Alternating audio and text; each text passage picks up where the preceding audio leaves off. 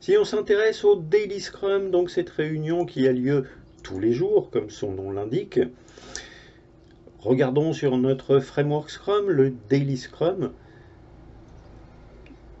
Il est en plein milieu du sprint et participe au Daily Scrum tous les membres de l'équipe de développement. On n'a pas obligatoirement la présence du Scrum Master ni du Product Owner. Ils n'ont pas vraiment de valeur ajoutée à participer à cet événement. Ils pourraient y participer s'ils ont pris des engagements lors du sprint planning. Par exemple, le Scrum Master peut s'être engagé à aller lever un certain nombre de problèmes qui entravent la progression de l'équipe. Eh bien, il peut participer à des Daily Scrum pour informer l'équipe. Voilà, je m'étais engagé à faire ça, c'est fait. Ou je m'engage à solutionner tel problème aujourd'hui. Le Scrum Master peut participer exceptionnellement au Daily Scrum de cette manière. Le Product Owner peut aussi participer au Daily Scrum si il souhaite donner de la visibilité à l'équipe sur ses activités, sur ce qu'il s'engage à faire. Il faudra faire attention à ce que ces activités du Scrum Master et du Product Owner ne soient pas comptabilisées dans la vélocité de la Scrum Team. Ce n'est pas des activités dont on cherche à mesurer la vélocité, puisqu'elles ne contribuent pas directement à produire l'incrément de produit. Alors, si le Scrum Master est à la fois développeur et Scrum Master, là c'est un cas exceptionnel où il participera pleinement au Daily Scrum, mais en tant que développeur, pas avec sa casquette de Scrum Master. Donc ce Daily Scrum, quel que soit le nombre de participants, quelle que soit la durée des sprints, quelles que soient les conditions, ça doit durer 15 minutes au maximum. Ça nous permet de planifier l'activité de la journée, de faire le point sur l'avancement du sprint et de progresser vers le but du sprint.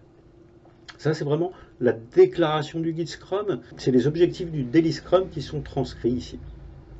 Donc, 15 minutes maximum pour le Daily Scrum.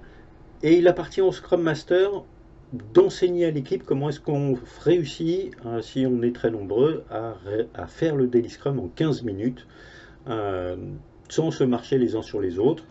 Une bonne pratique pour y arriver: chaque membre de l'équipe passe à tour de rôle et répond à 3 questions suivantes. Qu'est-ce que j'ai fait hier? C'est-à-dire, qu'est-ce que je m'étais engagé et est-ce que c'est fait ou c'est pas fait? Qu'est-ce que je vais faire aujourd'hui pour atteindre l'objectif du sprint? Ça permet d'être resté focus sur l'objectif jour après jour. Et puis, quels sont mes obstacles ou mes problèmes? Qu'est-ce qui m'a, par exemple, empêché d'avancer hier? Hier, je m'étais engagé à faire ça. Si c'est fait, très bien, c'est fait. Si c'est pas fait, si je suis bloqué, qu'est-ce qui me bloque? Ça permet de communiquer, d'échanger. Je peux avoir des développeurs juniors avec des seniors dans la même équipe. Ça leur permet d'échanger et de ne pas rester bloqué 2-3 jours à essayer de solutionner tout seul un problème qu'ils n'arrivent pas à solutionner. Là encore, si on voit qu'il y a des problèmes qui sont récurrents, qui ne peuvent pas être solutionnés pendant le sprint, il faudra le noter et traiter ça rapidement lors de la rétrospective de sprint.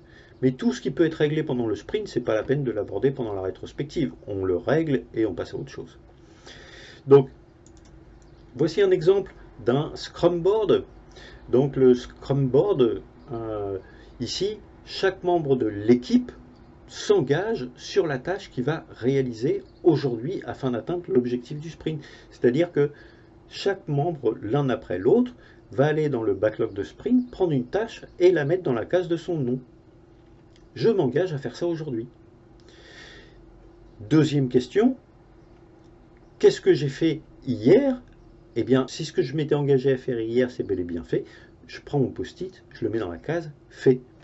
Si j'ai rencontré un problème, troisième question, c'est quoi mes problèmes? Eh bien, je le passe dans la case « Bloqué ». Fin de mon tour, je laisse la parole à mon petit camarade d'après, et on verra après le Daily Scrum ce qu'il y a dans bloqué, là, comment on peut le solutionner.